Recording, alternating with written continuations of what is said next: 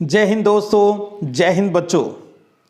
कल exam festival political science का, तो एग्ज़ाम से पहले का अपना अंतिम वीडियो चलते चलते कुछ वन लाइनर और क्वेश्चनों को भी हम देख लेते हैं, इनसे बात कर लेते हैं।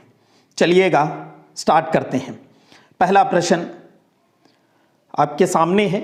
एक चीज़ ये नहीं है अभी ये प्रश्न मैंने करवाई नहीं है आपको, लेकिन ये कहीं ना कहीं ऑब्जेक्टिव के रूप में, एमसीक्यू रिक्त स्थान के रूप में थे। अब इन्हें वही चीज़ें अब वन लाइनर के रूप में आ जाएगी और अपना एक बार फिर अभ्यास हो जाएगा। भाग्य वधू से चिर प्रतीक्षित भेंट या ट्रस्टी विद डेस्टिनी प्रसिद्ध भाषण कब और किस प्रधानमंत्री ने दिया था? 14-15 अगस्त 1947 की मध्य रात्रि को संविधान सभा में प्रथम प्रधानमंत्री पंडित जवाहरलाल नेहरू जी ने दिया था। तो दो उत्तर, दो बातें इसके अंदर है।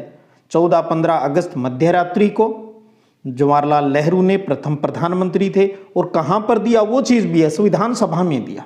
तो चार चीज़ें हैं। नेहरू जी पहले प्रधानमंत्री, और ट्रस्ट विद डेस्टिनी यानी भाग्यवधू से चिर प्रतीक्षित भेंट भाषण जो 14-15 अगस्त मध्य रात्रि को दिया गया। भारत में प्रथम गणतंत्र दिवस कब मनाया गया? 26 जनवरी 1950 को। अगला प्रश्न है कि भारत विभाजन के समय धार्मिक बहुसंख्यकों के आधार पर विभाजित दो प्रांतों के नाम बताइए।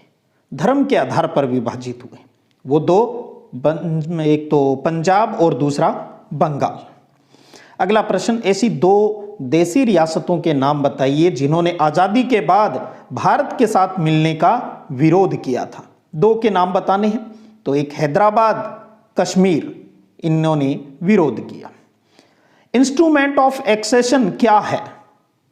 देसी रियासतों के राजाओं द्वारा भारतीय संघ में मिलने का ये सहमति पत्र था। भी हम भारतीय संघ यानी इंडिया में मिलने को सहमत हैं। अगला प्रश्न है, हैदराबाद के शासकों को क्या कहा जाता था भाई? बिल्कुल याद है, निजाम कहा जाता था। रजाकार कौन थे? हैदराबाद में याद कीजिए उस बर्बर सेना को। रजाकार कौन थे? हैदराबाद निजाम का अर्धसैनिक बल था, अर्धसैनिक बल। भारत के किस राज्य में सार्वभौमिक वैश्विक मताधिकार के सिद्धांत को अपनाकर सर्वप्रथम चुनाव हुए थे? कौन सा था? मणिपुर। बोध चंद्र सिंह याद आ रहे होंगे, मणिपुर के राजा। किस अधिवेशन के बाद भारतीय राष्ट्रीय कांग्रेस ने मान लिया कि राज्यों का पुनर्गठन भाषा के आधार पर ही होगा? नागपुर अधिवेशन जो 1920 में हुआ। फिर राज्य पुनर्गठन आयोग बना 1953 के अंदर, 56 में जो एक्ट है वो बन गया। तो नागपुर अधिवेशन में ये क्लियर हो चुका था। स्वतंत्र भारत के उप प्रधानमंत्री और प्रथम गृह मंत्री कौन थे? लौह पुरुष सरदार वल्लभ भाई पटेल। एकीकरण में, रियासतों के रजवाड़ों के एकीकरण में सबसे प्रमुख भूमिका निभाई। आंध्र आंदोलन के दौरान किस नेता की मृत्यु भूख हड़ताल से हुई थी? भाषा के आधार पर राज्य बनाने का इशू था, और वो थे पोटी श्री रामुलु। अगला प्रश्न है कि आजादी के समय मणिपुर के राजा कौन थे भाई? बोध चंद्र सिंह थे। भारत के प्रथम चुनाव आयुक्त 1950 में चुनाव आयोग बना, और प्रथम चुनाव आयुक्त बने सुकुमार सेन। संविधान सभा की प्रारूप समिति के अध्यक्ष, ड्राफ्टिंग कमेटी के चीफ कौन थे? बाबा साहब भीमराव अंबेडकर, डॉक्टर भीमराव अंबेडकर। स्वतंत्र भारत के पहले भारतीय गवर्नर जनरल कौन थे? जब देश आजाद हो गया तो पहले भारतीय गवर्नर जनरल कौन बने? सी राजगोपालाचारी जी बने। भारतीय राष्ट्रीय कांग्रेस की स्थापना किस वर्ष हुई? 1885 में। भारतीय राष्ट्रीय कांग्रेस की स्थापना 1885 में हुई। मिल्क मैन ऑफ इंडिया के नाम से कौन प्रसिद्ध है भी? मिल्क मैन ऑफ इंडिया के नाम से वर्गीज कुरियन। अगला प्रश्न है कि 1944 में उद्योगपतियों ने नियोजित अर्थव्यवस्था हेतु कौन सा प्रस्ताव तैयार किया था? 1944 में, और वो था बॉम्बे प्लान। प्रथम और दूसरी पंचवर्षीय योजना का कार्यकाल, बहुत प्यारा प्रश्न है। प्रथम पंचवर्षीय योजना 1951 से 56, 5 साल काउंट कर लीजिएगा, और दूसरी है 56 से 61। और पहला चुनाव कब हुआ? 1952। पहला आम चुनाव 1952, दूसरा 57, तीसरा 62। भारत ने नियोजित अर्थव्यवस्था का विचार किससे ग्रहण किया था? नियोजित अर्थव्यवस्था का विचार इंडिया ने सोवियत संघ से, यूएसएसआर से है वो ग्रहण किया था। अगला प्रश्न है, भारत सरकार ने योजना आयोग के स्थान पर किस नई संस्था की स्थापना की है? योजना आयोग 1950 में बना, मार्च 1950 में। अब उसके स्थान पर कौन सा आ गया है? नीति आयोग आ गया है, नीति आयोग। और नीति आयोग की स्थापना 1 जनवरी 2015, 1 जनवरी 2015। हरित क्रांति से क्या तात्पर्य, क्या मतलब है? खाद्यान्न उत्पादन बढ़ाना, यह हरित क्रांति कहलाया। और विशेषकर आपको पता है गेहूं में प्रोडक्शन ज्यादा बढ़ा था। इकोनॉमी ऑफ परमानेंस पुस्तक के लेखक कौन है? इकोनॉमी ऑफ परमानेंस पुस्तक के लेखक जेसी कुमारप्पा, जेसी कुमारप्पा। इकोनॉमी ऑफ परमानेंस के लेखक जेसी कुमारप्पा। अगला प्रश्न है, भारतीय सांख्यिकी संस्थान जो 1931 में स्थापित हुआ, उसके संस्थापक कौन थे? उनके संस्थापक थे पीसी महालनोबिस, पीसी महालनोबिस। और पीसी महालनोबिस का एक प्रश्न और बनता है, और वो है दूसरी पंचवर्षीय योजना के ये योजनाकार भी थे। दूसरी पंचवर्षीय योजना के योजनाकार कौन थे? पीसी महालनोबिस थे। जय जवान जय किसान का नारा किसने दिया? देश के दूसरे प्राइम मिनिस्टर लाल बहादुर शास्त्री ने, लाल बहादुर शास्त्री जी ने। अगला प्रश्न है, ताशकंद समझौता किन दो देशों के मध्य हुआ था? ताशकंद समझौता पहले भी कर चुके हैं, भारत और पाकिस्तान के बीच हुआ था। नेहरू जी की मृत्यु के बाद भारत का प्रधानमंत्री कौन बना? लाल बहादुर शास्त्री बने। नेहरू की मृत्यु के बाद लाल बहादुर शास्त्री जी प्रधानमंत्री बने। इंदिरा गांधी जी की मृत्यु के बाद राजीव गांधी प्रधानमंत्री बने। और राजीव गांधी की मृत्यु के बाद कांग्रेस की तरफ से पीवी नरसिम्हा राव प्रधानमंत्री बने थे। ये तीन बड़े अच्छे प्रश्न बनते हैं। गरीबी हटाओ का नारा किसने दिया था? गरीबी हटाओ का नारा इंदिरा गांधी ने दिया था। और इंदिरा हटाओ का नारा आपको पता है उस टाइम विपक्ष वालों ने दिया था। अगला प्रश्न, ग्रैंड अलायंस से क्या तात्पर्य है? ग्रैंड अलायंस क्या है? 1971 के चुनाव में गैर साम्यवादी और गैर कांग्रेसी विपक्षी पार्टियों ने जो चुनावी गठबंधन बनाया था उसे ग्रैंड अलायंस कहा गया। 1971 के चुनाव में गैर साम्यवादी और गैर कांग्रेसी विपक्षी पार्टियों ने जो गठबंधन बनाया वो ग्रैंड अलायंस कहलाया। 1960 के दशक को खतरनाक दशक क्यों कहा जाता है? क्योंकि गरीबी, असमानता, सांप्रदायिक और क्षेत्रीय विभाजन के सवाल उस समय अनसुलझे थे, समझ में नहीं आ रहे थे, ये अनसुलझे थे ये, इसलिए 1960 के दशक को खतरनाक दशक कहा जाता है। गैर कांग्रेसवाद क्या था? गैर कांग्रेसवाद कांग्रेस को सत्ता से हटाने के लिए विरोधी पार्टियों द्वारा बनाई गई रणनीति थी, ये गैर कांग्रेसवाद।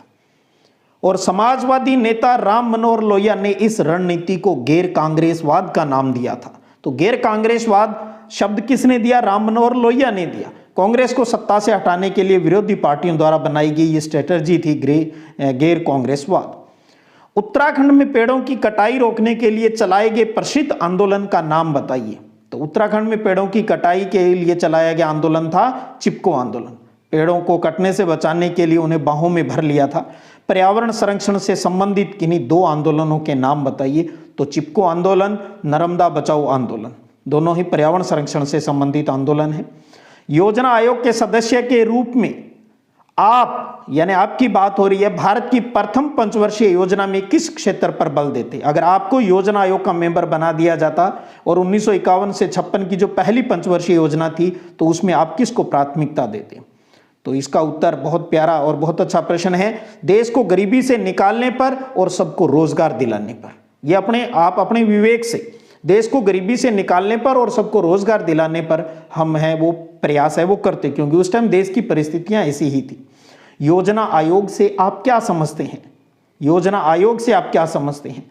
योजना आयोग एक ऐसी संस्था थी जो देश के आर्थिक और सामाजिक विकास के कार्यक्रमों को लागू करने के लिए सरकार को सलाह देती थी। आर्थिक और सामाजिक विकास के जो भी प्रोग्राम थे उनको लागू करने के लिए गवर्नमेंट को सलाह देने, एडवाइजरी बॉडी थी। बामसेफ का पूरा नाम लिखिए, कई बार कर चुके हैं। Backward and minority communities employees federation, BAMCEF का पूरा नाम।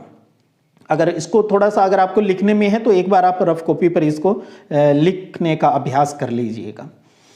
मंडल आयोग के अध्यक्ष का नाम बीपी मंडल, बिंदेश्वरी प्रसाद मंडल।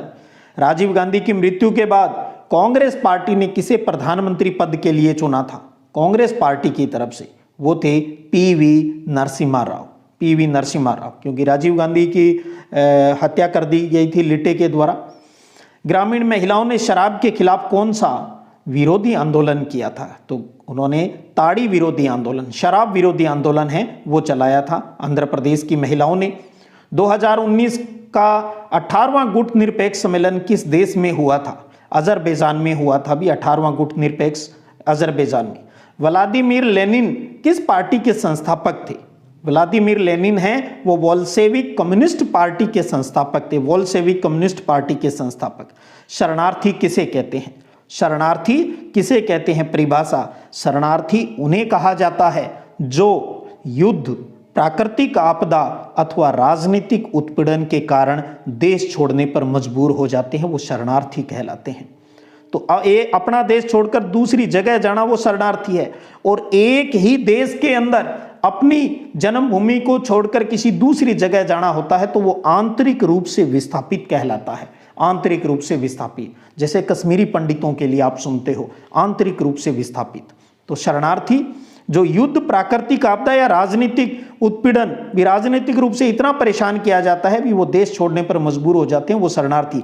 जैसे अभी रसिया और यूक्रेन का युद्ध हो रहा है तो यूक्रेन के कितने लोग शरणार्थी के रूप में पास के देश पोलैंड और अन्य जगह है वो शरण लिए हुए हैं। अगला प्रश्न देखिएगा, प्रश्न है अपरोध नीति क्या है? फर्स्ट बुक में भी, सेकंड, हर जगह आती। अपरोध नीति क्या है? अपरोध नीति तो युद्ध की आशंका को रोकने की सुरक्षा नीति है। युद्ध की आशंका को रोकने की सुरक्षा नीति है, वो अपरोध नीति कहलाती है। तो ये थे चलते चलते अपने कुछ और इंपॉर्टेंट क्वेश्चन जिनसे हमने अभी अभी बात की है और अच्छे से सब कुछ तैयार है।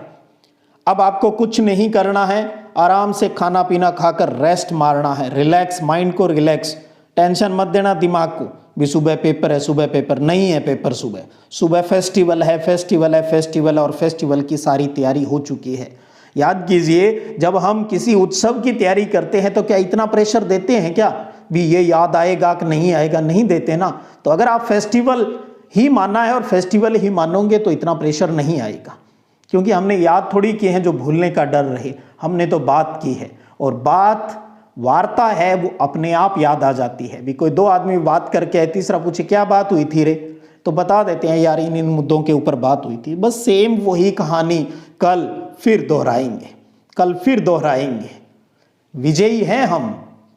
आज का कितना प्यारा दिन हमारे ईश्वर ने, हमारे प्रभु ने दिया है, उसके लिए थैंक यू। और कल जाते समय भी थैंक यू। ये नहीं कह के जाओगे भी मेरा पेपर अच्छा हो, नहीं, ये कह के जाओगे थैंक यू, आज के इस प्यारे से दिन के लिए थैंक यू। मुझे हमेशा मेरी उम्मीदों से कहीं ज़्यादा दिया है, उसके लिए थैंक यू। एक दो बच्चों ने एक प्रश्न और पूछा था अभी पिछले वीडियो में भी, सर प्रवेश पत्र गुम हो गया। कोई दिक्कत नहीं, टेंशन क्यों लेते हो? थोड़ा सा 10 मिनट, या तो अभी टाइम है तो आप अपने प्रिंसिपल से बात करें, प्रिंट आउट निकाल लें और उनके हस्ताक्षर करवा लें, और या सुबह जल्दी आप इस काम को कर लें। कोई विशेष प्रकार की दिक्कत नहीं आएगी, क्योंकि हर स्कूल से एक टीचर आपको पता है आपके परीक्षा केंद्र पर होता है। तो कहीं कोई टेक्निकल दिक्कत आती है तो वो अपने आप उस चीज़ को संभाल लेते हैं। वो ये भी कोई फर्जी बच्चा नहीं बैठे, इसके लिए आपको पता है प्रवेश पत्र की प्रक्रिया है वो अपनाई जाती है, तो हमें उसमें सहयोग भी करना चाहिए।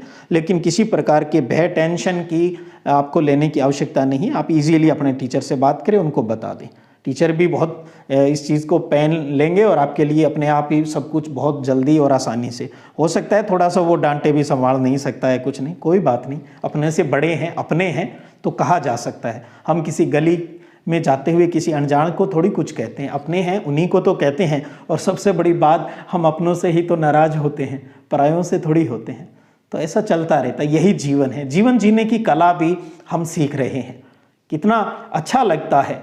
पढ़ाई का मतलब भी तो यही है, लर्निंग का मतलब भी तो यही है, चेंज ऑफ बिहेवियर। हमारे व्यवहार में सकारात्मक परिवर्तन आए। कितने कुछ बदल गए, आपको पता ही नहीं चला।